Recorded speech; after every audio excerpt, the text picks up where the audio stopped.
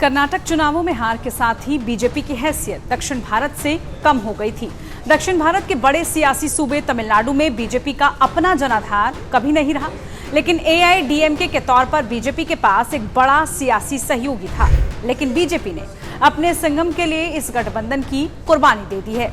दरअसल पिछले कुछ वक्त से तमिलनाडु बीजेपी अध्यक्ष अन्नामलाई लगातार एआईडीएमके और हिंदू धर्म का अपमान करने वालों पर हमलावर थे। एआईडीएमके ने बीजेपी से अन्नामलाई और गठबंधन में से एक चुनने को कहा। बीजेपी ने 37 साल के अपने प्रदेश अध्यक्ष को चुना, जो संगम नाम से मशहूर है। अन्नामलाई की कहानी पर आएंगे, पर पहले आपको ताजा मामला क्या है वो बता देते हैं। हाल ही में अन्नामलाई ने तमिलनाडु के पहले मुख्यमंत्री अन्नादुराई को लेकर बयान दिया था कि उन्होंने हिंदू धर्म का अपमान किया था। अन्नामलाई ने कहा था कि जून 1956 में मुदेरे के मीनाक्षी मंदिर में अन्नादुराई ने हिंदू धर्म का अपमान किया था।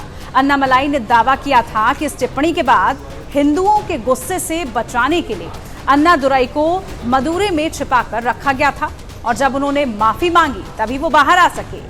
एआईडीएमके ने इस बयान का विरोध करते हुए अन्नामलाई से माफी मांगने के लिए कहा था, लेकिन अन्नामलाई ने माफी नहीं मांगी।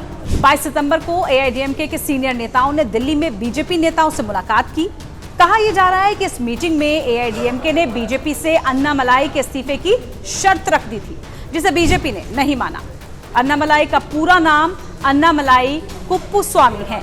जुलाई 2021 में उन्हें तमिलनाडु बीजेपी का अध्यक्ष चुना गया था। साल 1987 में तमिलनाडु के करूर में पैदा हुए अन्नामलाई गौंडर परिवार से ताल्लुक रखते हैं, जो तमिलनाडु की काफी शक्तिशाली और अमीर ओबीसी जाति मानी जाती है, जिसकी राज्य में मजबूत स्थिति भी है। अन्नामलाई ने कोयम्बटूर के पीएससी कॉलेज से बीटेक किया। इसके बाद उन्होंने लखनऊ आईआईएम से एमबीए की डिग्री हासिल की। अन्नामलाई को कर्नाटक में संगम के नाम से भी जानते हैं।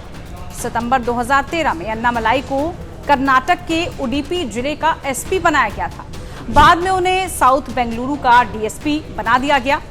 29 मई 2019 को अन्नामलाई ने पुलिस से इस्तीफा दे दिया। इस्तीफा देते हुए अन्नामलाई ने कहा था कि पुलिस सेवा में जो हासिल करना था वो कर चुके हैं, अब आगे का सफर तय करना है।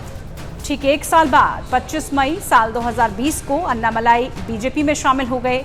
पार्टी में शामिल होने के बाद 11 महीने के भीतर ही उन्हें तमिलनाडु बीजेपी का अध्यक्ष बना दिया गया।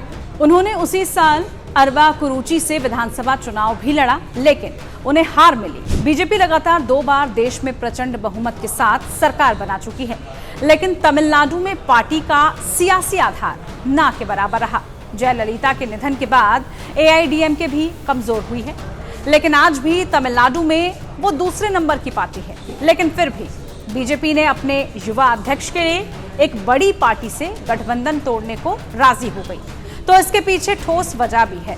बीजेपी तमिलनाडु जैसे बड़े सियासी सूबे में अपना खुद का जनाधार चाहती है और इस लिहाज से अन्नामलाई पर बीजेपी बड़ा दांव खेल रही है। 37 साल के अन्नामलाई पढ़े लिखे हैं, आईपीएस रहे हैं, गौंडर जाति से आते हैं, लिहाजा बीजेपी ने अन्नामलाई को पार्टी अध्यक्ष पद से हटाने की एआईडीएमके की मांग को सिरे से खारिज कर दिया। गठबंधन टूटने का नुकसान साल 2024 लोकसभा चुनावों में बीजेपी को उठाना पड़ सकता है, लेकिन अन्नामलाई को बीजेपी लंबी रेस का घोड़ा मानती है, जो तमिलनाडु में उसके लिए वही काम कर सकते हैं जो येदियुरप्पा ने कर्नाटक में किया था। अगर आपको ये वीडियो पसंद आई हो तो उसको लाइक और शेयर जरूर कीजिए। साथ ही बने रहिए टाइम्स नाउ भारत डिजिटल के साथ। नमस्कार।